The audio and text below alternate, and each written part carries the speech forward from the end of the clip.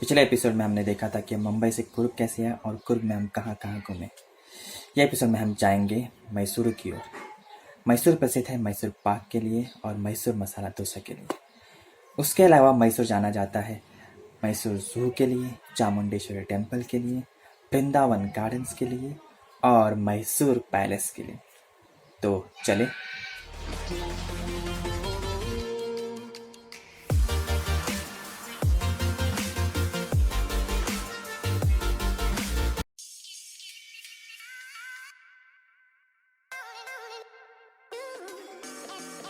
मैसूर जाने से पहले हम गए ओमकारेश्वर मंदिर देखने। ओमकारेश्वर मंदिर शहर के अंदर ही है, जिसकी वजह से आप आसानी से वहाँ पहुँच सकते हैं।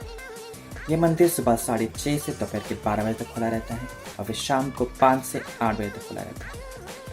ये मंदिर के अंदर एक शिवलिंगम है जिसका नाम ओमकारेश्वर रखा गया था मंदिर की स्थापना के दौरान। ये मंदिर के ठीक सामने एक तालाब है जिसके अंदर बहुत सारी रंगीन मछलियाँ हैं और तालाब के बीच में एक मंडप है जिधर आप जा नहीं सकते। मंदिर से निकलकर हम गए मधिकरी बस स्टैंड की ओर। वहाँ पर थोड़ा नाश्ता करने के बाद हम निकल पड़े मैसूर की ओर एसटी बस में। हमें तकरीबन 3.5 घंटे लग गए मैसूर पहुँचने में। मैसूर पहुँचने के बाद हमने सबसे पहले खाना खाया और फिर निकल पड़े मैसूर घूमने। हम सबसे पहले गए सेंट फिलोमेनास कैथेड्रल पर। सेंट फिलोमेनास कैथेड्रल को सेंट जोसेफ्स कैथेड्रल के नाम से भी जाना जाता है।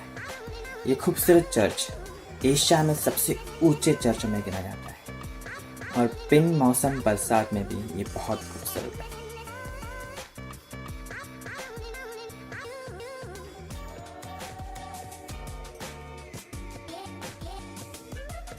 चर्च से निकलकर हम मैसूर के जगमगाते रास्तों को देखते देखते पहुंचे मैसूर पैलेस।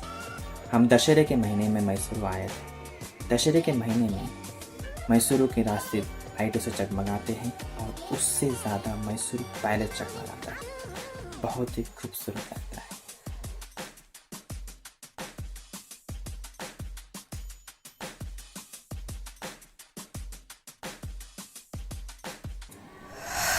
डे 5 हमने एक टेम्पो ट्रैवलर किया 10 लोगों के लिए ताकि हम ज़्यादा जगह जा सकें।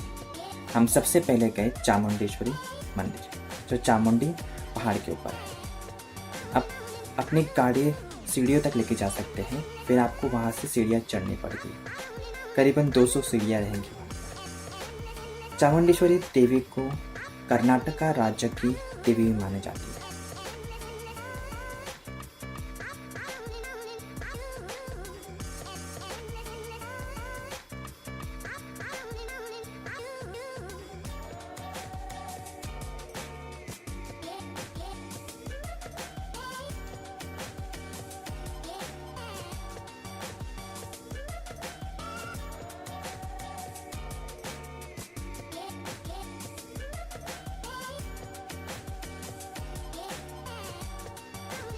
चामुंडी हिल से निकलकर हम पहुंचे मैसूर जू। मैसूर जू बहुत ही पुराने और बहुत ही मशहूर जू में गिना जाता है।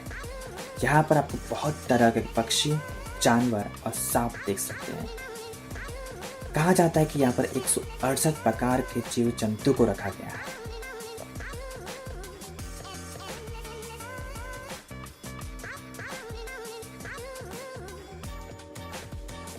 मैसूर जू से निकलकर हम पहुंचे मैसूर पैलेस।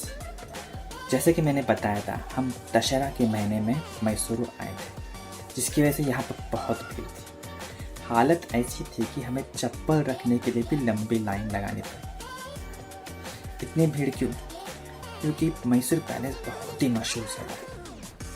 यहाँ पर करीबन 60 लाख लोग आते हैं साल भर में।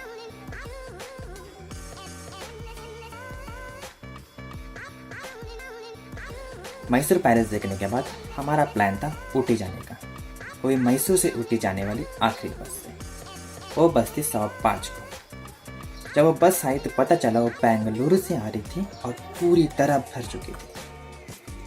अब क्या करें? हमने इधर उधर भागम भाग चालू किया और कैसे तो टेम्पो ट्रैवलर बुक किया जल्दबाजी में और निकल पड़े ऊटी की ओर। और इस तरह हमने मैसूर में हमारा समय बिताया। अगले वीडियो में हम जाएंगे ऊटी की ओर। अगर आपको ये वीडियो पसंद आया तो लाइक कर सकते हैं, शेयर भी कर ही दीजिए और सब्सक्राइब तो करना ही चाहिए।